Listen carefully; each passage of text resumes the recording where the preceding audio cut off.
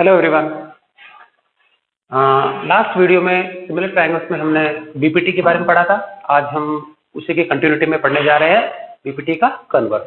Okay, so first of all एक quick revision देख लेते हैं। बीपीटी हम कहाँ लगाते हैं? बीपीटी एक ऐसे ट्रायंगल में लगाते हैं जहां पे हमको किसी भी ट्रायंगल में बीच में एक लाइन सेगमेंट किसी एक साइड के पैरेलल पता है तो क्या पता लग जाएगा? फिर हमको ये बताती है कि बाकी दोनों साइड जिन दो टुकड़ों में बटेंगी वो दोनों रेशियो क्या आएगा? बराबर आएगा। ठीक है, तो आज हम देखेंगे इसका उल्टा क्या है, कन्वर्स क्या है। ठीक है, सो फर्स्ट ऑफ ऑल देखेंगे स्टेटमेंट क्या है।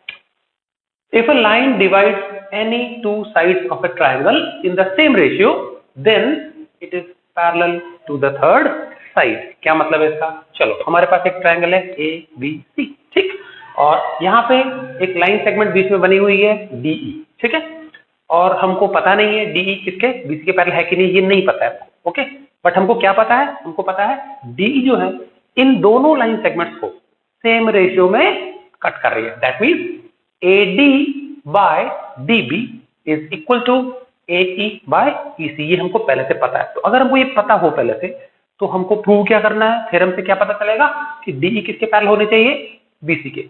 तो बीपीटी में क्या था? ये पैरेलल होती थी, रेशियो बराबर आता था। इसमें क्या है?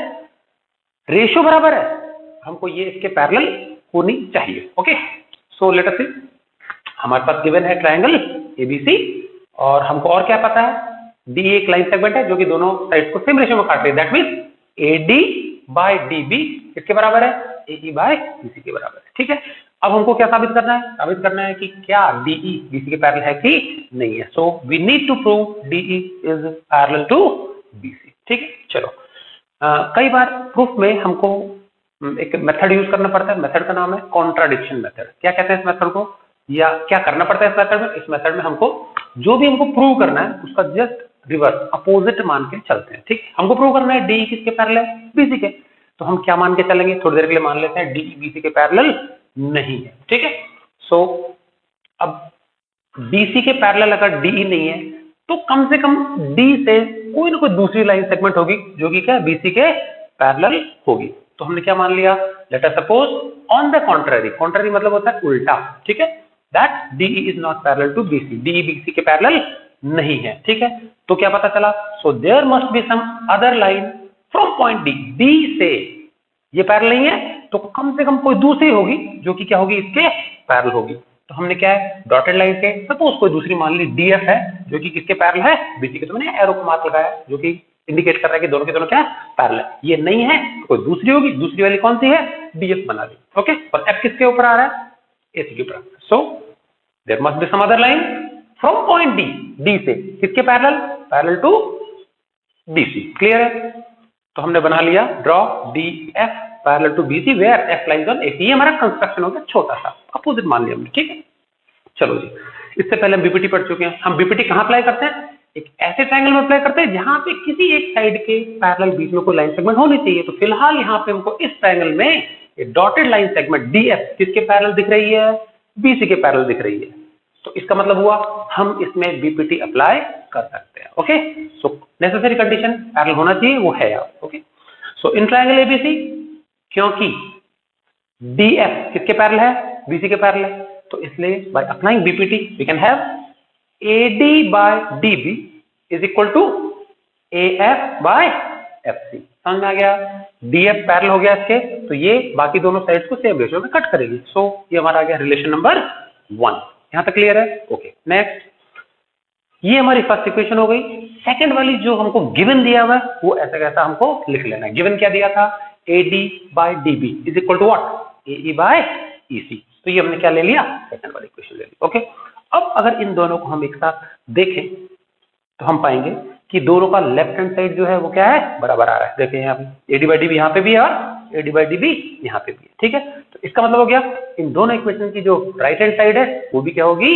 इक्वल हो जाएगी। So F by FC should be equal to AE by EC. तो हमने यहाँ इनको कंपेयर करके दोनों को इक्वेट कर दिया। चलो, हम आ गए यहाँ पे F by FC equal to AE by EC. Okay, अब किसी भी इक्वेशन में दोनों साइड बराबर हैं पहले से, तो हम पता है दोनों तरफ सेम चीज क्या कर सकते हैं? ऐड कर सकते हैं।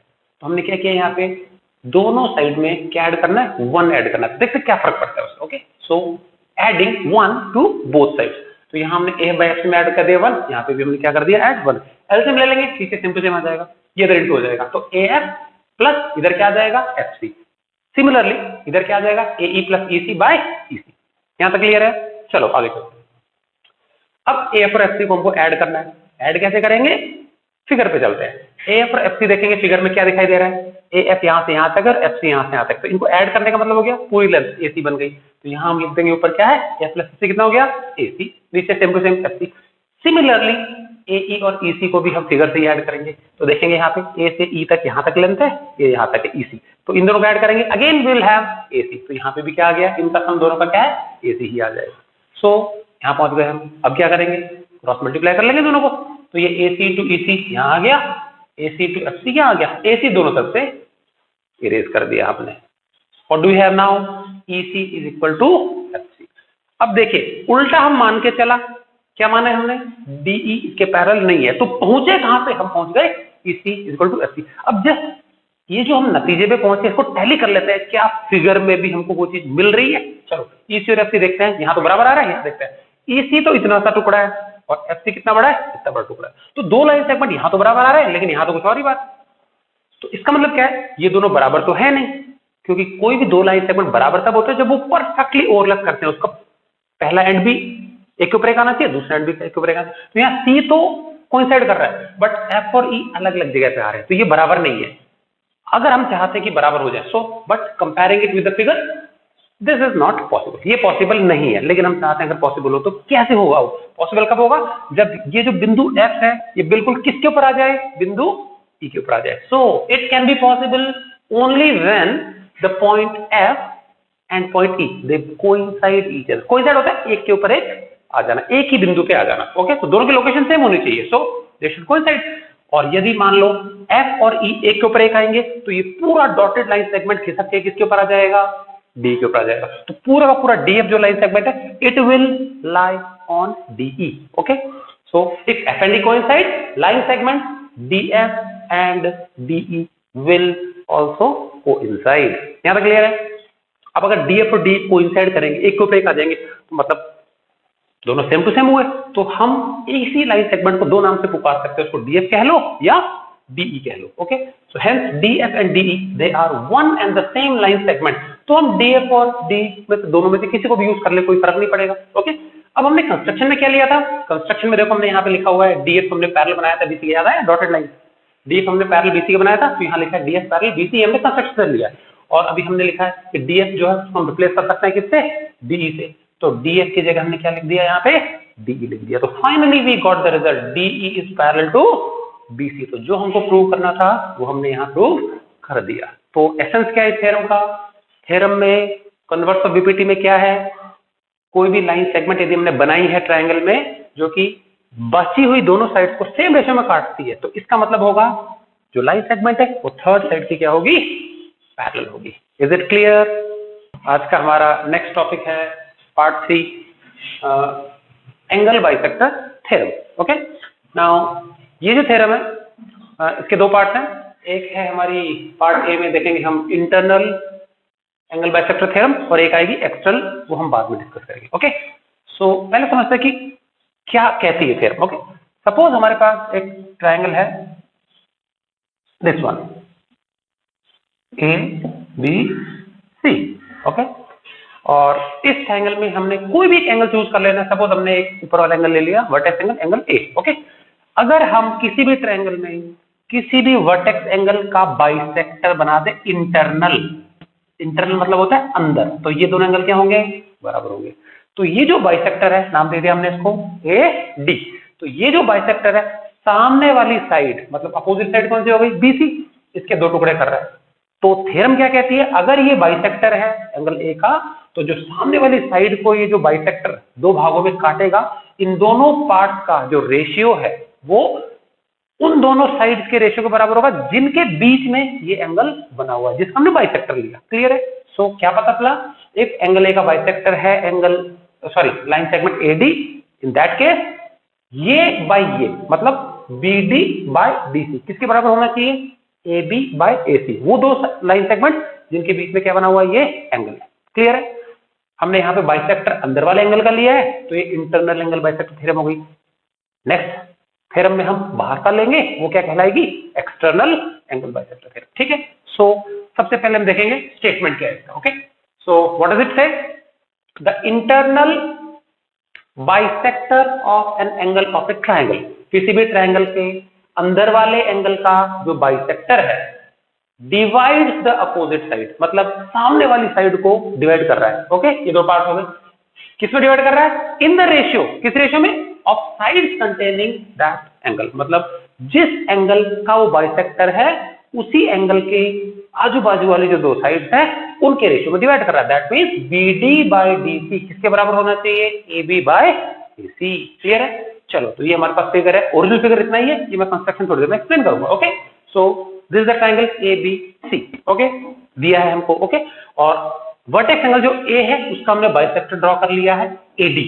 सो यहां लिखा है मैंने ट्रायंगल ABC, अगर ये बाइसेक्टर है दैट मींस एंगल 1 और एंगल 2 क्या होना चाहिए, बराबर होना चाहिए। तो यहां हमने गिवन में ले लिया एंगल 1 बराबर एंगल 2। ओके, प्रूव क्या करना है, प्रूव करना है AB बाय AC, इस बाइसेक्टर के अगल बगल की जो दो साइड है उनका रेशियो किसके बराबर होना चाहिए, इसके रेशियो के बराबर। That means BD by DC। So we need to prove AB by AC is equal to BD by DC। Is it correct? Okay, now हमको थोड़ा सा कंस्ट्रक्शन करना पड़ेगा, और अभी तक हम जितनी भी थ्योरम प्रूव कर चुके हैं उनको हम क्या है आगे की आने वाली थ्योरम से यूज कर सकते हैं। ओके, सो कंस्ट्रक्शन क्या किया हमने, अभी तक हमने BPT पढ़ी है, तो हम क्या इस फिगर को मॉडिफाई करेंगे ताकि हम इसमें क्या लगा सकें, BPT लगा सकें। और BPT कहाँ लगाते हैं, किसी भी ट्रायंगल में बीच में कोई ना कोई एक लाइन सेगमेंट होनी चाहिए जो कि किसी एक साइड के पैरेलल हो जाए। हमने क्या किया पता है, C से एक लाइन सेगमेंट लेके आए हम, ये CE, ये AD के पैरेलल बनाएंगे। तो मैंने निशान लगाया एरो का, that means from point C we have to draw a line segment which is parallel to this bisector AD। Okay, और ये लाइन सेगमेंट जो है BA को जब हम आगे बढ़ाएंगे तो कहां जाके मिल जाएगा, पॉइंट E पर मिल जाएगा। So this is our construction from point C, यहां से ड्रॉ अ लाइन सेगमेंट, एक लाइन सेगमेंट खींची हमने पैरेलल टू AD के पैरेलल खींची, फिर क्या हुआ, विच मीन्स जो कि मिल जाएगी किसको, BA को, B से A की ओर बढ़ाना है, BA को मिल जाएगी, कहां पर मिल जाएगी, एट पॉइंट E। क्लियर है, तो ये हो गया हमारा कंस्ट्रक्शन। अब देखेंगे सिंपल सा प्रूफ है, छोटा सा। सबसे पहले पैरेलल की प्रॉपर्टी में खूब सारी अल्टरनेट एंगल्स होते हैं, कॉरस्पॉन्डिंग एंगल्स होते हैं। ओके, तो हम देखेंगे ये दो लाइन क्या है, पैरेलल। तो अगर ये दो लाइन पैरेलल हैं तो एंगल 1 जो है वो किसके बराबर हो जाएगा, एंगल 2 के बराबर, सॉरी एंगल 4 के बराबर हो जाएगा। क्यों बराबर हो जाएगा, ये दोनों क्या है, इन दोनों के बीच में कॉरस्पॉन्डिंग एंगल्स है। इसी प्रकार से एंगल जो 2 है वो किसके बराबर होगा, एंगल 3 के बराबर होगा। ये दोनों क्या है, इसके बीच में क्या हो गए, अल्टरनेट एंगल्स हो गए। So we have AD parallel है किसके, EC के, कंस्ट्रक्शन में कर चुके हैं। तो इसलिए क्या पता लगा, 1 तो किसके बराबर हो गया, 4 के बराबर हो गया, रीजन लिख दिया हमने कॉरस्पॉन्डिंग एंगल। इसी तरह एंगल 2 किसके बराबर हो गया, एंगल 3 के बराबर हो गया। ये क्यों हुआ, अल्टरनेट एंगल। ओके, अब अगर हम इन दोनों को कंपेयर करें तो हम पाएंगे एंगल 1 और एंगल 2 हमको पहले से दिया हुआ है बराबर है। तो अगर 1 और 2 गिवन में है बराबर है तो 1 की जगह हम लिख सकते हैं 4, 2 की जगह लिख सकते हैं 3। तो यहां आ जाएगा 4, यहां आ जाएगा 3। तो that means we got angle 3 equal to angle 4। अब हम आ जाते हैं इस डॉटेड वाले ट्रायंगल में। इस ट्रायंगल में हमको पता लग गया एंगल 3 किसके बराबर हो गया, एंगल 4 के बराबर हो गया। किसी ट्रायंगल में अगर दो एंगल्स बराबर हो जाते हैं तो उनके जो अपोजिट साइड है, 3 के अपोजिट कौन सी हो गई, AE, एंड 4 के अपोजिट कौन सी हो गई, AC। तो ये दोनों साइड भी क्या हो जाएंगी, बराबर हो जाएंगी। सो इन ट्रायंगल ACE डॉटेड वाले ट्रायंगल में, क्योंकि क्या है 3 और क्या 4 बराबर है, कर चुके हम। सो AE किसके बराबर आएगा, AC के आएगा। रीजन मैंने लिख दिया यहाँ पे, side opposite to equal angles of a triangle are equal.